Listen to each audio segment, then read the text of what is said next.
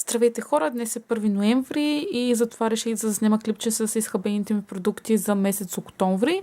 И без да се обяснявам дълго на широко, направо започвам. Първо ще говоря за продуктите, които са за лице. Първият продукт е това добре познато измиващо гелче за лице на Алверте. Доста хора в YouTube говорят за него. Подобно на всички останали, и аз съм много доволна. Той е с водорасли.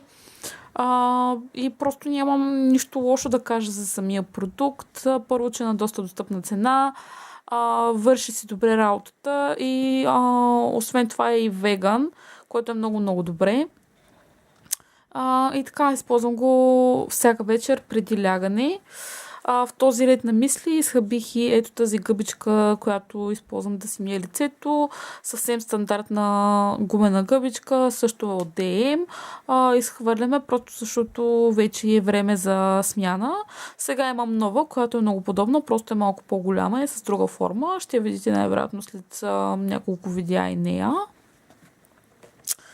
Така, също за лице изхабих и този тоник за лице на The Body Shop, който е с чайно дърво. Продукта ми хареса изключително много и го препоръчвам силно. Като цяло почти всички продукти, които имат чайно дърво в себе си, трудно мисля, че могат да ме разочароват.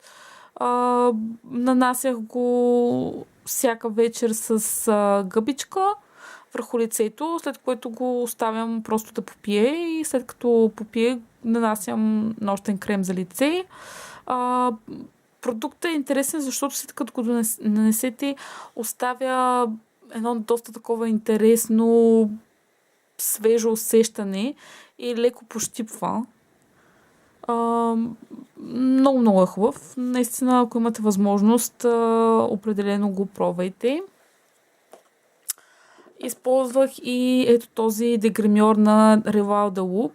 За съжаление в България нямаме Росман, която е единствената верига, откъдето поне аз знам, че може да се набави този продукт. Но ако живеете някъде в чужбина, където има Росман, или ако имате приятели, които живеят в чужбина и ще се връщат към България, съвсем спокойно може да ги помолите.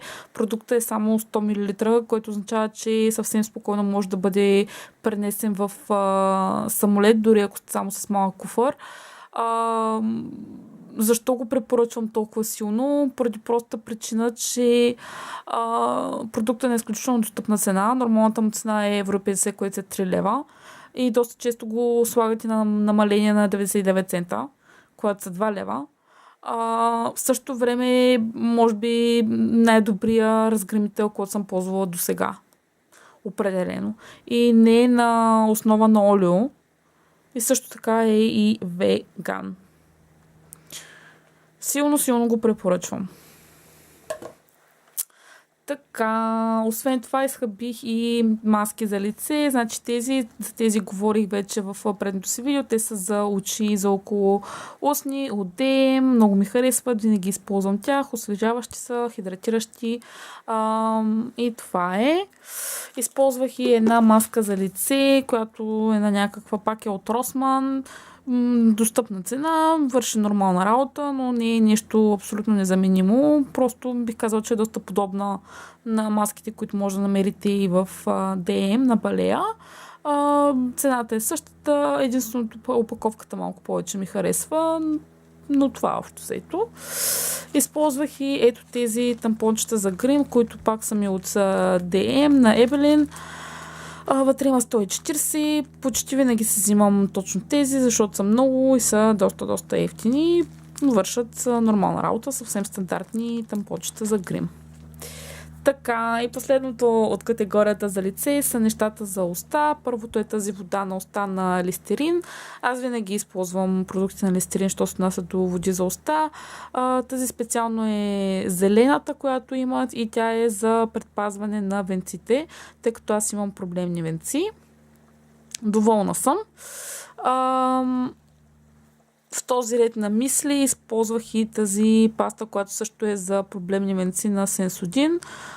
Също много ми хареса. Препоръчваме, ако имате проблеми с венците. И изхабих и ето този конец за зъби. Нямам какво интересно да кажа, просто е стандартен. И последното нещо, което забравих е ето това балсамче за устни, което е на Carmex. Така, причината, поради която спрях да го ползвам, е защото прочетах, че продуктите им са канцерогенни.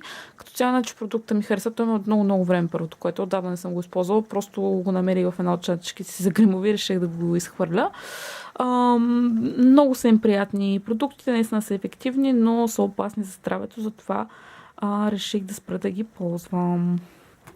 Така, продуктите за тяло. Първото е ето това гелче за подмишници на Yves Rocher. Така, като цяло не го препоръчвам. Защо? Първото, което върши работа, но върши работа като абсолютно всички останали гелчета за подмишници. Другото, което е Skin икономичен. Така, положителната страна е, че ароматът му е много хубав. Може би е най-хубавия аромат за гелче за подмишници, който някога съм използвала. Но цената му е двойно повече от всички останали и просто не смятам, че си струва да дам двойно повече пари заради един аромат. И освен това да имам доста по-малко продукт, който върши абсолютно същата работа. Така, и това пак е за подмишници, само че то е сухо. На Рексона, предполагам, че всички ги знаете, са много стандартни. Взимам си, когато пътувам. Наскоро трябваше да пътувам за кратка екскурзия и затова се го взех, за да не ми взема място в чантата. Не чантата ми, тази турбичка, която е за течностите. Така, бих и ето тези нощчета за самобръсначка, които са на Wilkinson Quattro. Единствената причина, по която ги споменавам, е защото самата самобръсначка и самите нощчета ми харесват. Малко са скъпи, но ако сте като мен и предпочитате да дадете малко повече пари за хубава самобръсначка, вместо да давате малко пари на често за не толкова качествени самобръсначки, тези ги препоръчвам, хубави са. Това интимно лосьонче за... Да, няма да казвам за какво. Знаете за какво. Няма да казвам нищо за него. Споменах го вече в предното видео. Използвам винаги него. Харесва ми. И не смятам да го заменя. От DM, ако сте заинтересовани. Също от DM на Балея използвах тази пяна за бръснене. Винаги използвам техните пенички за бръснене. На достъпни цени са, вършат много хубава работа, не раздразват кожата и много ми харесва как винаги се стараят да имат много хубави шарени и весели опаковки. Тази специално е с грейпфрут и също така не само опаковките, и самите аромати са много приятни. Така, един окочистител. Така, сега за този окочистител имам да казвам много хубави неща.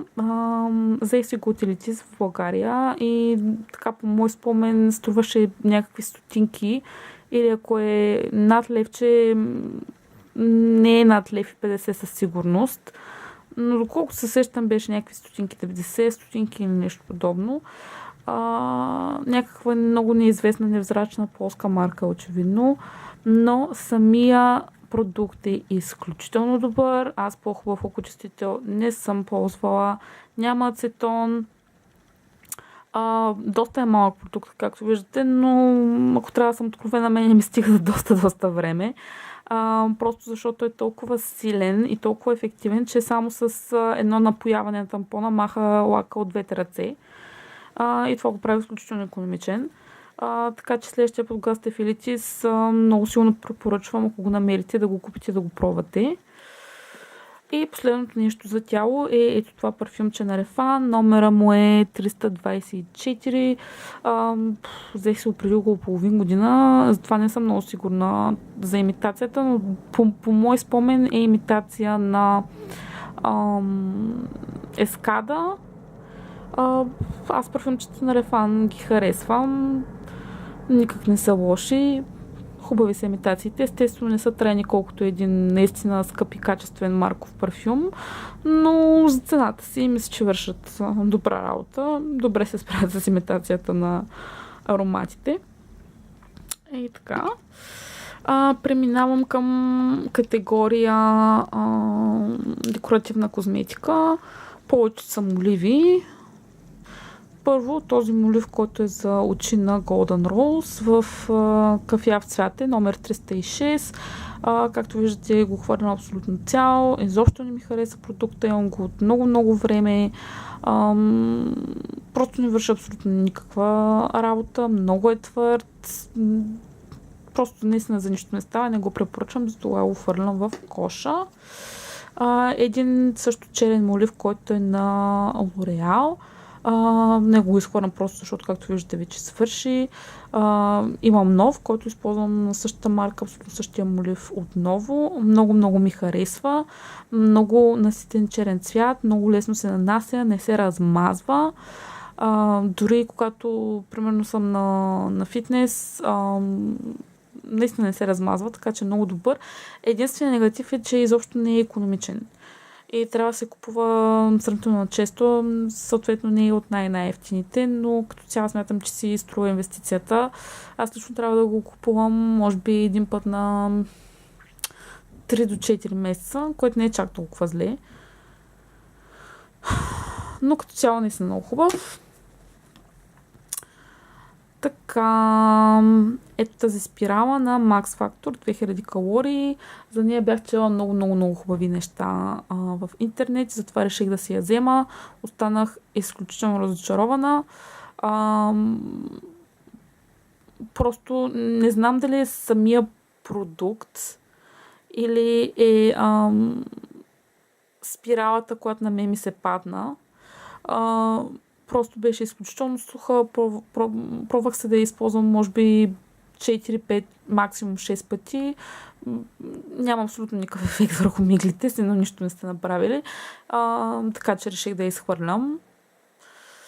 И последния не е последен. Последния молив поне от козметичните продукти е този молив за устни, който е на Balea от серията им Trendy Dub. Номера е 20. Изключително силно го препоръчвам, особено ако искате да направите добра и ефтина имитация на устните на Кайли Дженър, за която тя, доколкото знам, използва молива на MAC в или Whirl, или Spice, или двата ги използва, за да постигне ефекта, който постига. Но този, мисля, че доста така се доближава до нейния цвят, съответно струва значително по-малко пари. Мисля, че го взех за около 2-3 лева, нещо подобно е.